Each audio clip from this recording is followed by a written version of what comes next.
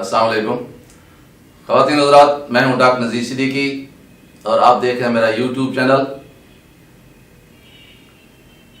کوئی بھی معاشرہ، کوئی بھی سماج دراصل ایک باغ کی طرح ہوتا ہے، ایک چمنستان کی طرح ہوتا ہے، جس میں بہت سارے درخت پھلدار بھی ہوتے ہیں، بہت سارے ایسے بھی جھاڑیاں ہوتی ہیں جن میں کانٹے لگے ہوتی ہیں۔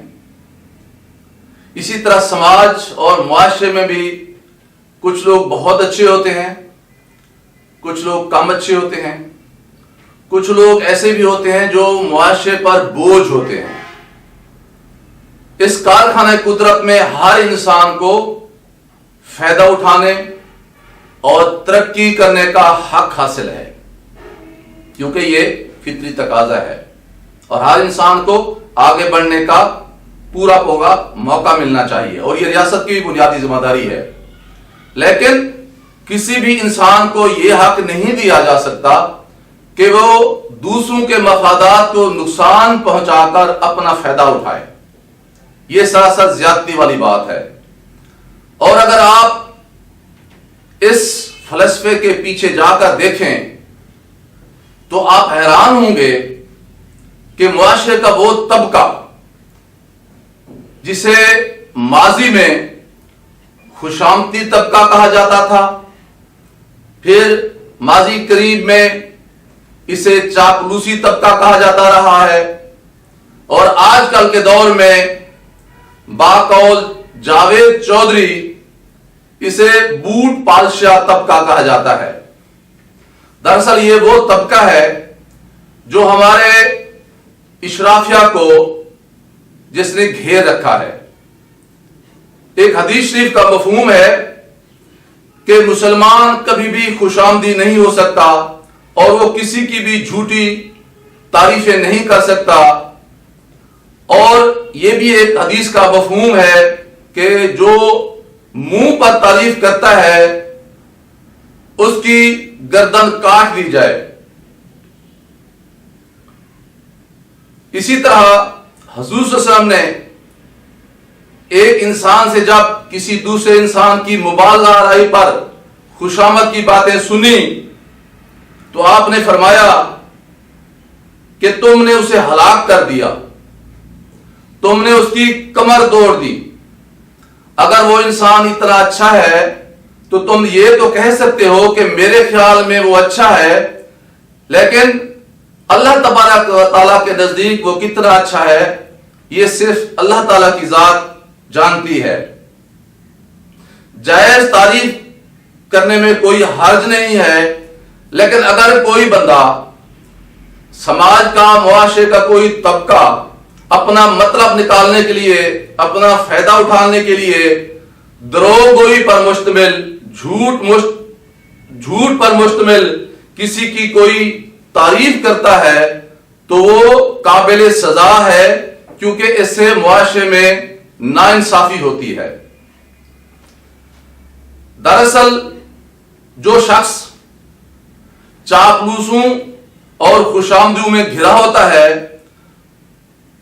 وہ ایک نہ ایک دن سوچنے اور سمجھنے کی صلاحیت سے عاری ہو جاتا ہے۔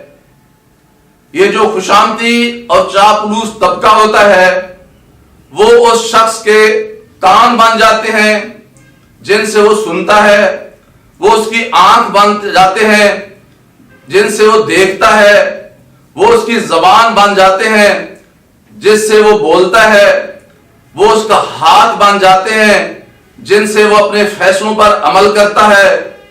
تو گویا وہ خود کچھ نہیں ہوتا، اس کے سارے فیصلوں کی کلید وہ خوشامدی گروہ یا ٹولہ ہوتا ہے جو اس کو ہر وقت اپنے حصار میں رکھتا ہے اور اس کے ارد گرد یا اس کے اندر روشنی نہیں آنے دیتا اور اس کو ہر وقت ناانصافی کے اندھیرے میں رکھتا ہے۔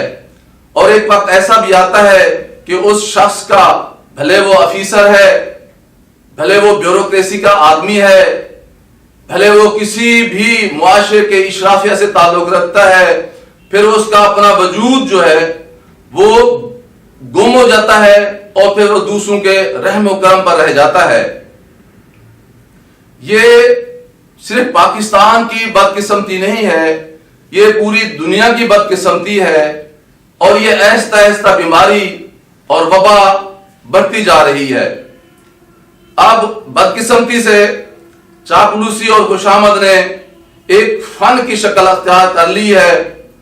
برس اقتدار جو لوگ ہوتے ہیں، وہ بھلے کسی ادارے میں ہوں، وہ بھلے کوئی ایک فرد ہو، تو جی حضور ہی کرنے والے لوگوں کی ایک فوج انہیں مطلوب ہوتی ہے، جو ہر وقت ان کی ہاں میں ہاں ملاتے ہیں۔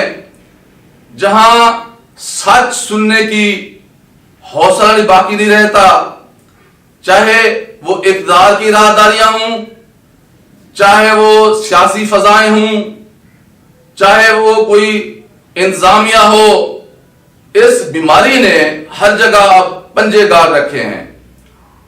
اور یہ کوئی آج کی بات میں نہیں ہے، یہ ایسا سنڈروم ہے جو پرانے زمانے میں بھی ایک بیماری تھی۔ بیماری ایک بیماری کو کہتے ہیں، اور سنڈروم بیماریوں کے مجموعے کو کہا جاتا ہے۔ پرانے زمانے میں بیماری تھی، اب یہ بیماریوں کا مجموعہ بن چکا ہے۔ ایک مشہور کہاوت ہے کہ ایک دفعہ اکبر بادشاہ نے بینگن کی سبزی کھائی جو انہیں بہت اچھی لگی، اور اس نے اپنے درباریوں کو کہا کہ یہ تو بہت اچھی سبزی ہے۔ اب سارے درباری بینگن کی سبزی کی خوبیاں بیان کرنے لگے۔ ایک درباری نے کہا کہ جان کی امان پاؤں تو بادشاہ سلامت عرض کروں۔ اس نے اشارے سے کہا کہ جی کہیے۔ تو اس نے کہا کہ جناب یہ تو شاہی سبزی ہے۔ دوسرے نے کہا کہ جناب یہ تو سبزیوں کا بادشاہ ہے۔ تیسرے نے کہا حضور آپ نے غور فرمائیں کہ بیگن کے سر پر تو تاج سجا ہوا ہے۔ اگلے نے لقمہ دیا کہ جو یہ تاج ہے یہ سبز رنگ کا ہے، اور آپ جناب دیکھیں کہ بینگن کا رنگ جو ہے وہ کاسنی رنگ کا ہے۔ پھر اگلے درباری نے کہا کہ دیکھیے جناب باہر سے رنگ سبز ہے، تاج کا رنگ وہ بھی سبز ہے، رنگ بینگن کا کاسنی ہے، لیکن اندر سے رنگ سفید ہے، گودے کا جو اس کا جو گودا ہے اس کے اندر وہ بھی سفید ہے۔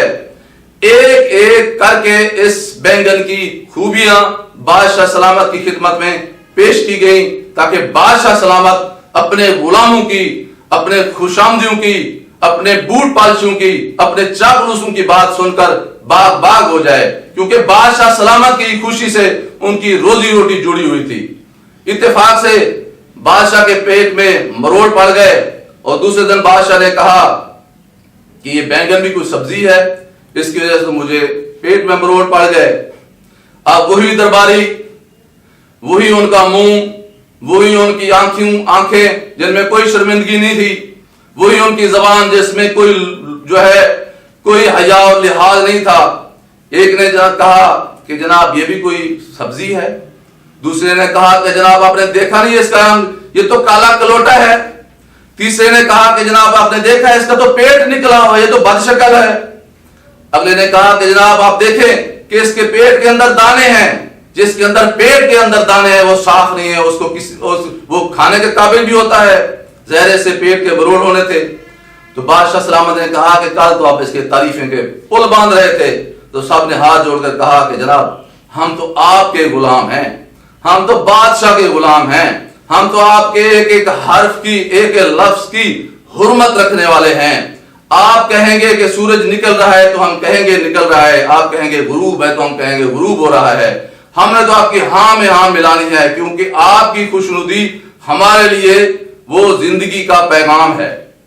یہ جو رویہ ہے یہ معاشروں کو مردہ بنا دیتا ہے۔ اب وقت گزرنے کے ساتھ ساتھ اب اس بیماری نے ہمارے سوشل میڈیا پر بھی قبضہ کر لیا ہے۔ اب اگر آپ یہودیوں کو عروج کو دیکھیں تو اس میں بنیادی کردار اس میڈیا کا ہے۔ یہودیوں نے میڈیا پہ قبضہ کیا ہے، دنیا بھر کے بڑے بڑے چینلز اب یہودیوں قبضے میں ہیں۔ وہ جو دنیا کو جو تصویر دکھاتے ہیں یہ جو میڈیا وار جسے کہا جاتا ہے، اب اس کو 5th وار جنریشن کہا جا رہا ہے، 5th جنریشن وار کہا جا رہا ہے، وہ بھی یہی ہے۔ 70-80 لاکھ کی یہودیوں کا آبادی وہ میڈیا کے ذریعے پوری دنیا کو کنٹرول کر رہی ہے۔ امریکہ کے سارے جو الیکشنز ہیں وہ اسی میڈیا کے ذریعے کنٹرول کیے جا رہے ہیں۔ اب اسی طرح اب ہمارے ترقی پذیر ممالک میں بھی اور خود ہمارے اپنے ممالک میں بھی سوشل میڈیا کو آپ دیکھ لیں۔